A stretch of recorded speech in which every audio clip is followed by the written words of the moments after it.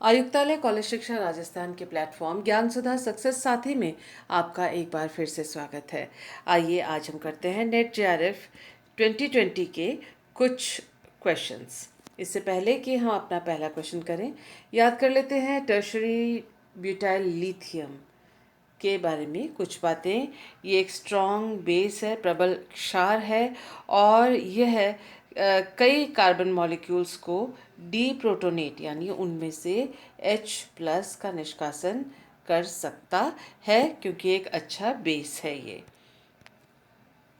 इस बात को ध्यान में रखते हुए आइए करते हैं हम अपना पहला क्वेश्चन, जिसमें ये हमें सबस्ट्रेट दिया हुआ है और ये रिएजेंट्स दिए हुए हैं और हमसे पूछा गया है कि इन चारों में से कौन सा ऑप्शन इसमें सही है।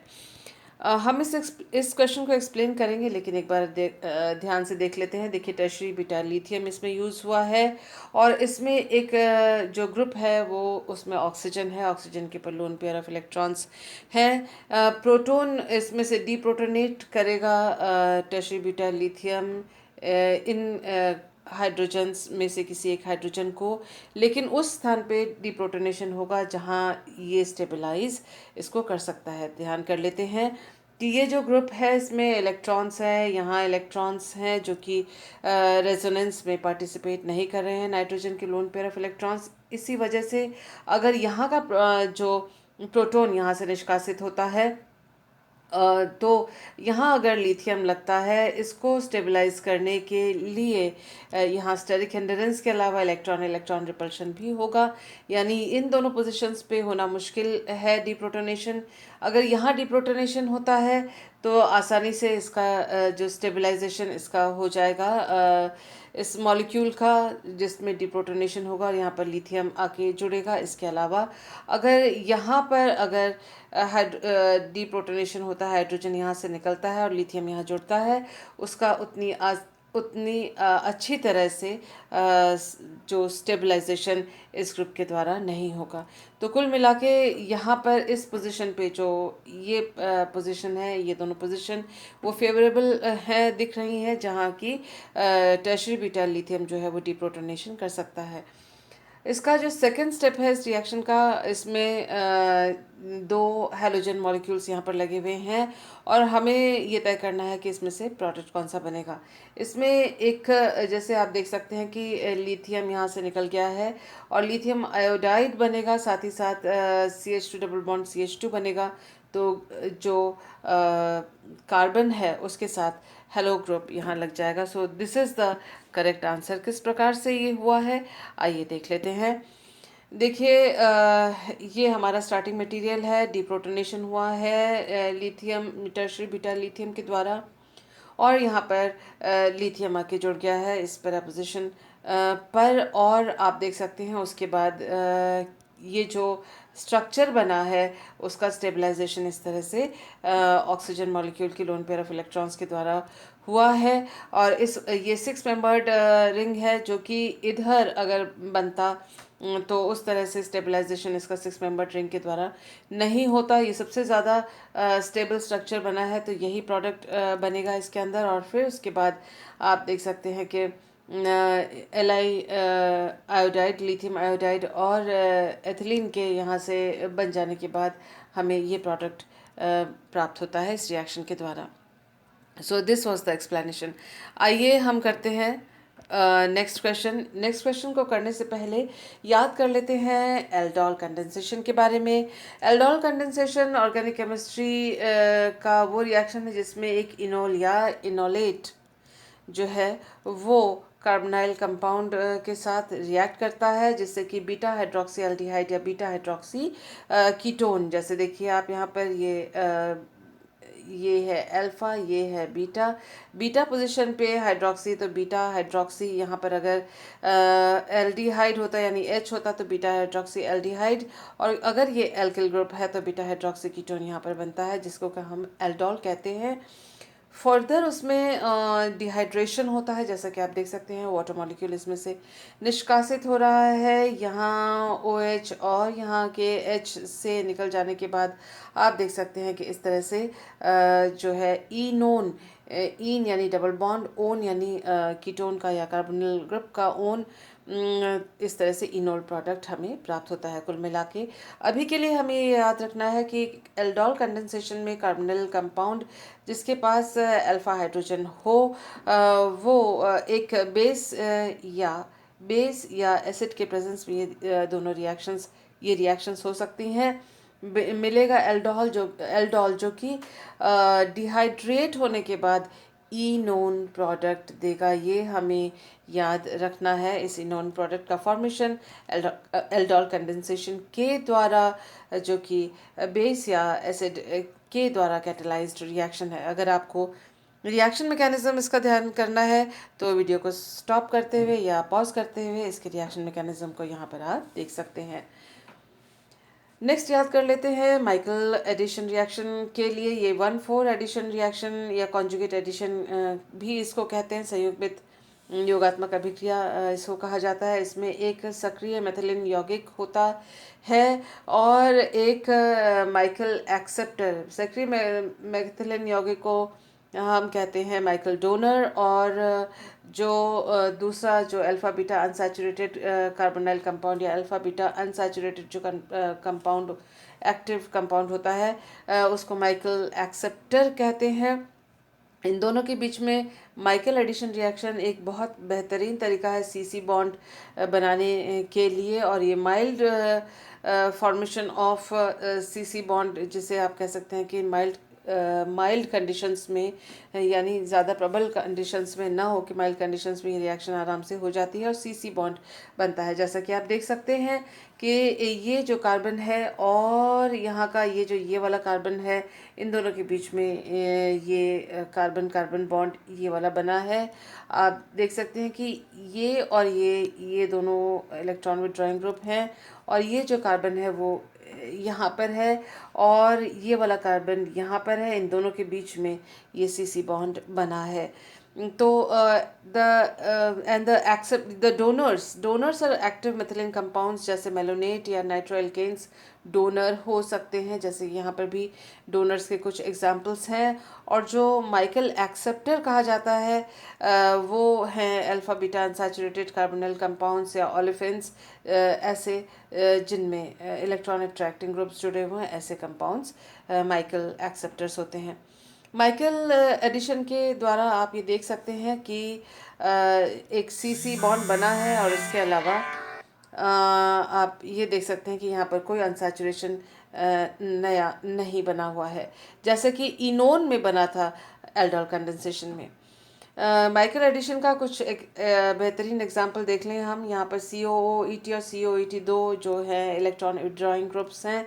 ये CH2 ग्रुप जो है एक्टिव मेथिलीन कार्बन या एक्टिव मेथिलीन हाइड्रोजन्स हैं। यहाँ पर बेस के प्रेजेंस में यहाँ पर इनोलेट आयन बना है, एक हाइड्रोजन इसमें से निकल गया है। यहाँ पर C-, ये देखिए C- बना है, वो इसका रेजोनेटिंग स्ट्रक्चर्स हैं। ये तीनों रेजोनेंस स्टेबलाइज्ड कार्बन आयन यहाँ पर बना हुआ है।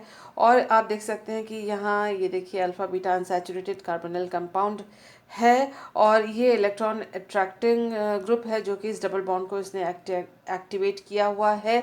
इसको 1 मानते हैं, इसको 2, इसको 3 और इसको 4। तो आप देख सकते हैं ये चौथा कार्बन, ये चौथा एटम है जिस पे कि इनोलेट या आप कह सकते हैं कार्बन आयन का यहाँ पर एडिशन होता है, अटैक होता है, जिससे कि ये सीसी बॉन्ड नया बनता है। इसके अलावा देखिए आप उसके बाद ये जो हाइड्रोजन ये O- यहाँ पर जनरेट हुआ है। यहाँ पर ये रहा चौथा, और ये है फर्स्ट, इसको देख लीजिए। ये है फोर्थ, ये है फर्स्ट, ये फोर्थ, ये फर्स्ट, या ये फर्स्ट, ये फोर्थ। 1 और 4 पे एडिशन हुआ है। फर्स्ट कार्बन पे यहाँ पर हाइड्रोजन जुड़ा हुआ है और चौथे कार्बन पर यहाँ पर कार्बन जुड़ा हुआ है। 1,4 एडिशन यहाँ पर हुआ है, और इसके साथ ही आप देख सकते हैं कि ये जो इनॉल बना है इसका टॉटोमराइजेशन हुआ, और आप देख सकते हैं कार्बोनिल कंपाउंड यहाँ पर बना। ये जो फाइनल प्रोडक्ट बना है इसमें कोई डबल बॉन्ड नहीं है। याद कर लेते हैं कि एल्डोल कंडेंसेशन में double bond, single bond, C+O इनोन बना था, और माइकल एडिशन के द्वारा जो डबल बॉन्ड है वह फिनिश हो गया है, वैनिश हो गया है, यहाँ देखिए। और अगर आप इन दोनों का कंपैरिजन करते हैं तो आप देख सकते हैं कि यहाँ जो डबल बॉन्ड था यहाँ पर नहीं है। ये C+O जो यहाँ पर था वो एज सच यहाँ प्रोडक्ट में है। अंतर क्या आया है, अगर आप ओवरऑल देखें तो आप ओवरऑल देखेंगे कि इस कार्बन पर कार्बन और इस कार्बन पर हाइड्रोजन यहाँ पर आके जुड़े हैं। ये कुल अंतर, टोटल जो चेंज है वो इसमें आया हुआ है। इन बातों को ध्यान में रखते हुए करते हैं अपना नेक्स्ट क्वेश्चन। यहाँ पूछा गया है कि ये अपना कंपाउंड दिया हुआ है और ये अपने प्रोडक्ट दिया हुआ है, सोडियम इथॉक्साइड बेस का इस्तेमाल किया गया है। तो जाहिर सी बात है इन चारों में से कोई एक इन्होंने हमसे पूछा है और ये active excuse me active hydrogen compound का रिएक्शन है। रिएक्शंस के नेम भी हमको दिए हुए हैं, वो है एल्डोल कंडेंसेशन और माइकल एडिशन रिएक्शन। हमें कैसे क्लू मिलेगा कि कौन सा किस तरह से ये वाला प्रोडक्ट यहाँ पर आया है। देखिए, जब भी एल्डोल कंडेंसेशन होता है, ये जो कंपाउंड है इसमें डबल बॉन्ड कहीं पर भी नहीं है, ये इनोन नहीं है, तो ये माइकल एडिशन सबसे पहले तो नहीं दिखा सकता। तो फर्स्ट चॉइस जहाँ माइकल एडिशन है वहाँ पर ये रिएक्शन नहीं होगा, इसको हमने क्रॉस किया। बचा हमारे पास ए, बी एंड डी। तो सोडियम इथॉक्साइड से जो पहला रिएक्शन होगा, सेल्फ कंडेंसेशन रिएक्शन होगा, तो ये एल्डोल कंडेंसेशन ही होगा। एल्डोल कंडेंसेशन के बाद हमने अभी देखा था C double bond O single bond और डबल बॉन्ड इनोन बनता है। इनोन और फिर एक और मॉलिक्यूल अगर इसका जुड़ता है तो फिर जो रिएक्शन होगा वो एल्डोल ना होकर माइकल एडिशन हो सकता है। तो हमारा ये सेकेंड ऑप्शन भी ख़त्म हो जाता है। और माइकल एडिशन के बाद हमको क्या मिलता है, माइकल एडिशन के बाद हमको सी डबल बॉन्ड ओ मिलता है और जो बाकी जो बॉन्ड्स हैं उसमें डबल बॉन्ड नहीं होता है। तो यानी अगर डबल बॉन्ड नहीं है, सिर्फ कार्बोनिल कंपाउंड है और active methylene active hydrogen compound है और हमारे पास बेस है, तो ऐसे में जो तीसरा रिएक्शन होगा वो माइकल एडिशन नहीं हो सकता, क्योंकि माइकल एडिशन के लिए alpha beta unsaturated carbonyl compound की ज़रूरत है। तो इसकी संभावना ख़त्म हो गई। और माइकल एडिशन के बाद क्योंकि सिंपल हमें कार्बोनिल ग्रुप मिला है, तो नेक्स्ट जो रिएक्शन होगा वो एल्डोल ही हो सकता है। तो इसको अगर आप इसको वर्कआउट नहीं करते हैं, सिर्फ लॉजिक से भी आप चलते हैं, तो भी आपका ऑप्शन नंबर ए जो है वो करेक्ट आंसर है। लेकिन क्योंकि हम पढ़ रहे हैं, तैयारी कर रहे हैं, तो आइए देखते हैं ये रिएक्शन किस प्रकार से हुआ। ये है स्टार्टिंग मटेरियल, इसका इनोलेट बना, आप ये कह सकते हैं जो एक्टिव हाइड्रोजन यहाँ से हट गया है, यहाँ पर सी माइनस हुआ, इसका जो आप कह सकते हैं कि जो इसका रेजोनेटिंग फॉर्म है वो इनोलेट आयन यहाँ बना है। और इसने दूसरे, ये this is the first molecule, ये पहला मॉलिक्यूल है, ये दूसरा मॉलिक्यूल साइक्लोहेक्सेनोन का, आपस में इनका एल्डोल कंडेंसेशन हुआ है। एल्डोल कंडेंसेशन कार्बोनिल कार्बन पर होता है। तो इस कार्बन और इस वाले कार्बन के बीच में और इस वाले कार्बन के बीच में एक बॉन्ड बना है, वो ये है। और आप देख सकते हैं कि इसमें बेस की उपस्थिति में ETO जिसमें से निकला और ये रिएक्शन मैकेनिज्म को किया हुआ है। कुल मिला के आपको ध्यान में रखना है कि इनोन प्रोडक्ट हमको प्राप्त होगा इस तरह से। इनोन प्रोडक्ट के बाद हमारे पास ये है तीसरा साइक्लोहेक्सेनोन मॉलिक्यूल, जो कि बेस की उपस्थिति में इनोलेट में कन्वर्ट होकर यहाँ पर दिखाया गया है। और एल्डोल कंडेंसेशन हो गया, एल्डोल कंडेंसेशन से इनोन प्राप्त हुआ और इस इनोन का अब माइकल एडिशन के लिए, क्योंकि इनोन है और कार्बोनिल कंपाउंड है, तो माइकल एडिशन रिएक्शन हो सकता है। और ये जो माइनस यहाँ पर ये जो बना है, ये इनोलेट आयन, वो तीसरे साइक्लोहेक्सेनोन और बेस के द्वारा बना है। तो उसका आप देख सकते हैं कि इस वाले कार्बन पर फॉर्मेशन CC बॉन्ड फॉर्मेशन हुआ है इसके और इसके बीच में, क्योंकि ये चौथा एटम है 1 और ये 4, तो इस तरह से बॉन्ड बना है। और फिर इसका वर्कअप हुआ, तो ये प्रोटोनेशन यहाँ पर हो गया। और उसके बाद ये है सेकंड रिएक्शन, यानी माइकल रिएक्शन के बाद ये प्रोडक्ट बना है। अब इसमें आप देख सकते हैं कि नया जो साइक्लोहेक्सेनोन मॉलिक्यूल है इसमें अब नहीं जुड़ा है, और ये इसमें अल्फा बीटा अनसैचुरेशन कहीं पर भी नहीं है, क्योंकि माइकल रिएक्शन हुआ है। तो अब एल्डोल रिएक्शन के होने के अलावा और कोई चारा नहीं है कि साइक्लिक प्रोडक्ट बन सके। और सोडियम मेथॉक्साइड के प्रेजेंस में आप देख सकते हैं कि यहाँ का जो हाइड्रोजन है वो निकल रहा है और फिर इसका जो कार्बोनिल कार्बन पर इस इनोलेट आयन का आक्रमण हुआ, एल्डोल कंडेंसेशन दोबारा बना। ये देखिए इन दोनों के बीच में बॉन्ड जो है वो ये रहा, और ये वाला बॉन्ड जो है ये रहा। यह इसके साथ कोई बॉन्ड नहीं बनता है, और ये जो माइनस चार्ज है वो यहाँ इस कार्बन पर, ये देखिए इनोलेट आयन का यहाँ पर जो माइनस चार्ज रेजोनेंस से आएगा, इन दोनों के बीच में ये बॉन्ड बना, जिससे कि हमें ये प्रोडक्ट प्राप्त हुआ एल्डोल कंडेंसेशन से। इसमें डिहाइड्रेशन नहीं दिखा रखा है क्योंकि हमारे प्रोडक्ट में भी डिहाइड्रेशन नहीं है। और अगर इसको आप इधर कन्वर्ट करना चाहें तो इस वाले पोजीशन की बात मैं बताती हूँ। देखिए ये जो 6 मेंबर रिंग है वो तो ये रहा है, किस प्रकार से 1 2 3 4 5 और 6, और ये भी 6 सदस्य वाला है, 6 मेंबर रिंग है। और ये वाला है ये बॉन्ड, ये रहा, ये यहाँ पर है, ये वाला ये बॉन्ड है, ये बॉन्ड ये रहा, इसके साथ यहाँ पर ये बॉन्ड है। और तो इस तरह से हम यहाँ तक इससे यहाँ तक पहुँच गए हैं। So this was the correct answer, जैसा कि हमने ऑप्शन के बारे में बताया उसको एक्सप्लेन हमने यहाँ पर किया। इससे पहले कि नेक्स्ट क्वेश्चन करें, याद कर लेते हैं कि न्यूक्लियोफाइल जो है वो हार्ड, बॉर्डरलाइन और सॉफ्ट होते हैं। ये कुछ एग्जांपल्स हैं excuse me. Hard nucleophile, soft nucleophile और बॉर्डरलाइन न्यूक्लियोफाइल और सॉफ्ट न्यूक्लियोफाइल के बारे में इनको बेस की तरह से भी आप याद कर सकते हैं। याद कर लेते हैं कि हार्ड और सॉफ्ट की रिएक्टिविटी के बारे में हमें क्या मालूम है। Hard nucleophiles tend to react with hard electrophiles. Hard nucleophile जो है हार्ड इलेक्ट्रोफाइल के साथ, और सॉफ्ट न्यूक्लियोफाइल सॉफ्ट इलेक्ट्रोफाइल के साथ रिएक्शन करते हैं। हार्ड न्यूक्लियोफाइल्स जो है hard nucleophiles tend to react at the carbonyl carbon of hard which is hard of enone. Enone C double bond C, single bond C, double bond ओ।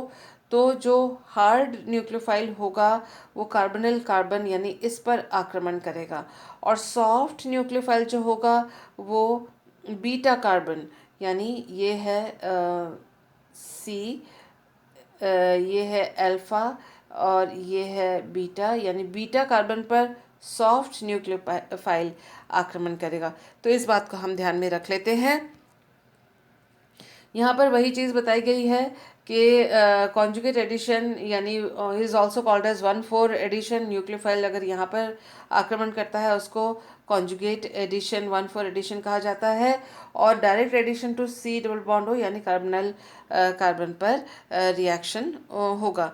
ये यहाँ पर 1,4 होगा कि 1,4 एडिशन होगा वो डिपेंड करता है कि रिएक्शन कंडीशंस क्या हैं, न्यूक्लियोफाइल का नेचर कैसा है, या और अल्फा बीटा अनसैचुरेटेड कंपाउंड किस प्रकार का है। यहाँ हम जोर दे रहे हैं टाइप ऑफ न्यूक्लियोफाइल के ऊपर। ये सॉफ्ट सेंटर है, ये हार्ड सेंटर है, तो यानी सॉफ्ट न्यूक्लियोफाइल यहाँ और हार्ड न्यूक्लियोफाइल यहाँ अटैक करेंगे। इन बातों को हम ध्यान में रखते हैं।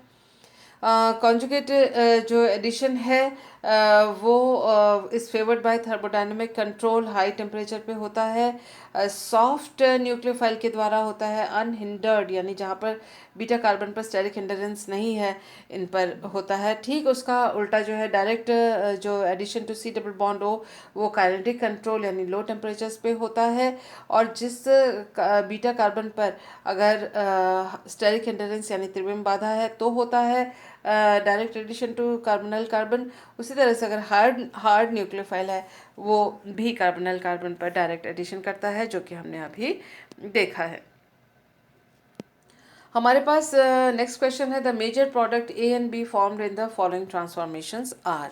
तो ये हमें ये दो रिएक्शंस हमें दिए हुए हैं। हमें जो ध्यान देना है उसमें ये कि ये दोनों में जो बेस है वो एक जैसा है, और हमें ध्यान देना है कि बाकी जो मॉलिक्यूल है वो बिल्कुल एक जैसा है।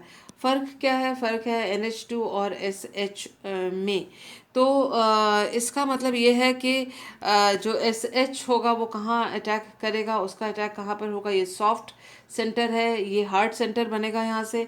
और हार्ड जो है वो कार्बोनिल कार्बन पे करेगा, यानी इसका जो अटैक यहाँ पर होगा, न्यूक्लियोफिलिक अटैक इसके ऊपर कार्बोनिल कार्बन पर होगा, क्योंकि ये हार्ड न्यूक्लियोफाइल है। और ये जो है सॉफ्ट न्यूक्लियोफाइल बनेगा। अच्छा, बनेगा कैसे? क्योंकि यहाँ पर ये बेस है और यहाँ से ये प्रोटॉन निकाल के ले जाएगा, यानी ये NH- बनेगा, एक हाइड्रोजन हट गया। उसी तरह से यहाँ पर एक हाइड्रोजन हट गया तो S- बनेगा। तो ये इन बेस के वजह से बनेगा। और जो ये न्यूक्लियोफाइल बना है वो यहाँ पर डायरेक्ट अटैक करेगा और ये इस पर अटैक करेगा। क्यों? क्योंकि ये सॉफ्ट है, ये हार्ड है, तो हार्ड कार्बोनिल पे सॉफ्ट ये जो C डबल बॉन्ड O है, सॉरी यहाँ पर नहीं, यहाँ पर करेगा और इस बीटा कार्बन पर करेगा। तो उसका मतलब आप अगर देखें तो 1 2 3 4 एंड 5, 5 सदस्य वाला है। वन, ये यहाँ पर करेगा 1 2 3 4 एंड 5, 5 सदस्य वाला है, दोनों में ही बनेंगे।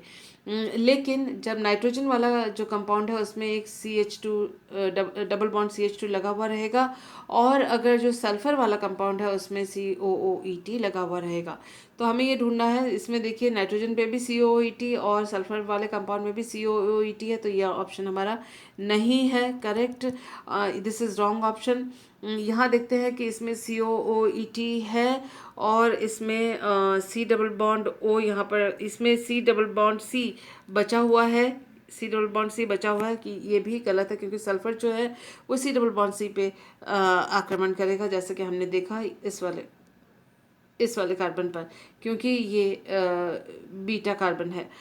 अब आप देखें कि ये वाला ऑप्शन भी गलत, ये ऑप्शन भी गलत। यहाँ पर देखें कि C डबल बॉन्ड बचा हुआ है, सल्फर के रहते हुए C डबल बॉन्ड बचा हुआ नहीं रहना चाहिए। ये वाला प्रोडक्ट ठीक है, लेकिन ये गलत है।